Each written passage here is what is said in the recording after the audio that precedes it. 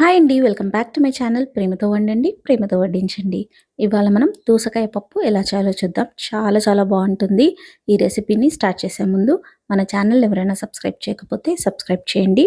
ఇంకా bell icon పైన click చేయండి. ఇప్పుడు ఈ రెసిపీని ఎలా చేయాలో చూద్దాం.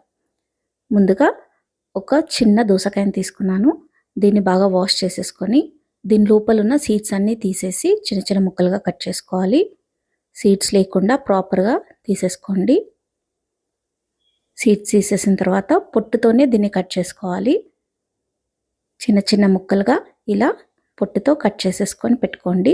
ఇప్పుడు ఒక గ్లాస్ పప్పుని బాగా వాష్ చేసేసుకొని 15 నిమిషాలు నానబెట్టేసుకొని తర్వాత ఆ వాటర్ తీసేసి ఒక గ్లాస్కి 2.5 గ్లాసుల వాటర్ని వేసుకోవాలి. ఇప్పుడు ఇందులో మనం కట్ చేసి పెట్టుకున్న దోసకాయ ముక్కలను వేసేసుకోవాలి. ఒక టమాటా ముక్కలు, 2 పచ్చిమిర్చిలను వేసుకోవాలి. కొంచెం కరివేపాకు వేసేసుకొని 1 టీ స్పూన్ కారం వేస్తున్నాను. మీకు ఎక్కువ కారం కావాలంటే ఎక్కువ కూడా వేసుకోవచ్చు. 1/2 టీ స్పూన్ పసుపు, 1 టీ స్పూన్ ఆయిల్ వేసేసుకోవాలి. ఇప్పుడు ఇదంతా ప్రాపర్గా కలిసేలాగా కలిపేసుకోండి. ఇలా ప్రాపర్గా కలిపేసుకున్న తర్వాత ఇప్పుడు ఈ ప్రెషర్ కుక్కర్కి మూత పెట్టేసుకోవాలి. మూత పెట్టేసి స్టవ్ పైన పెట్టేసుకొని హై ఫ్లేమ్లో 3 విజిల్స్ వచ్చిన తర్వాత స్టవ్ ఆఫ్ చేసేసుకోండి.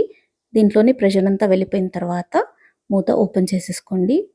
చూసారా, పప్పు ఇంకా దోసకాయ ముక్కలు బాగా ఉడికిపోయాయి. మరీ మెత్తగా ఉడకద్దు, ఇలా పప్పు పప్పుగా ఉంటే టేస్ట్ అనేది చాలా బాగుంటుంది. ఇప్పుడు ఇందులో 1 గ్లాస్ వాటర్ వేస్తున్నాను. మీకు ఒకవేళ పల్చగా కావాలంటే ఇంక కొన్ని కూడా వేసుకోవచ్చు. ఇప్పుడు ఇదంతా ఒకసారి బాగా మిక్స్ చేసేసుకోండి. మళ్ళీ స్టవ్ ఆన్ చేసేసుకొని ఇప్పుడు ఇందులో టేస్ట్కి సరిపడా ఉప్పు వేసుకోవాలి. నేను 1.5 టీ స్పూన్ వేస్తున్నాను. మీ టేస్ట్ని బట్టి మీరు ఉప్పును వేసుకోండి. ఇప్పుడు ఇదంతా ప్రాపర్గా మిక్స్ చేసేసుకొని హై ఫ్లేమ్లో బాయిల్ వచ్చేంత వరకు ఉంచుకోవాలి. చూసారా, బాయిల్ వచ్చేసింది. ఇందులో కొంచెం కొత్తిమీర కూడా వేసాను. ఆ వీడియో మిస్ అయిపోయింది. సో మీరు కొంచెం కొత్తిమీర కూడా యాడ్ చేసుకోండి. ఒక 2 మినిట్స్ బాయిల్ చేసుకోండి. తర్వాత తాలింపు కోసం స్టవ్ పైన ఒక ప్యాన్ పెట్టేసుకొని 1.5 టేబుల్ స్పూన్ ఆయిల్ వేసుకోవాలి. ఆయిల్ వేడయ్యాక కట్ చేసుకున్న 2 ఎండుమిర్చిలను వేసేసుకొని ఇవి లైట్గా బ్రౌన్ అయ్యేంత వరకు ఫ్రై చేసుకోండి. ఈ తాలింపు ఫ్రై చేసేటప్పుడు మీడియం ఫ్లేమ్లోనే చేయండి. హై ఫ్లేమ్లో పెడితే తాలింపు మాడిపోతుంది. ఇప్పుడు ఇందులో 1/2 టీ స్పూన్ జీలకర్ర, 1/2 టీ స్పూన్ ఆవాలు వేసుకొని అవి కొంచెం బ్రౌన్ కాగానే ఇందులో క్రష్ చేసుకున్న ఎల్లిపాయ వేసుకోవాలి. నేను ఒక 10 ఎల్లిపాయలను తీసుకున్నాను. ఇందులో కొంచెం కరివేపాకు కూడా వేసేసి బ్రౌన్ అయ్యేంత వరకు మీడియం ఫ్లేమ్లో ఫ్రై చేసుకోవాలి. ఇలా కలుపుతూ ఫ్రై చేసుకోండి.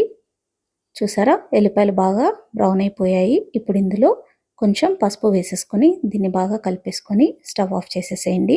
ఇప్పుడు ఈ తాలింపుని మనం బాయిల్ చేసి పెట్టుకున్న పప్పులో వేసేసుకోవాలి. తాలింపు వేసిన తర్వాత ఇప్పుడు దీన్ని మళ్ళీ బాయిల్ చేసే అవసరం లేదు. దీనంతా ఒకసారి బాగా మిక్స్ చేసేసుకోవాలి. అంతే, చూసారా ఎంత ఈజీగా దోసకాయ పప్పు రెడీ అయిపోయిందో. టేస్ట్ అయితే చాలా చాలా బాగుంటుంది. తప్పకుండా ట్రై చేయండి. ప్రేమతో వండండి, ప్రేమతో వడ్డించండి. మీకు ఈ రెసిపీ నచ్చినట్లయితే లైక్ చేయండి, షేర్ చేయండి, కామెంట్ చేయండి. ఇంకా తప్పకుండా సబ్స్క్రైబ్ చేయండి.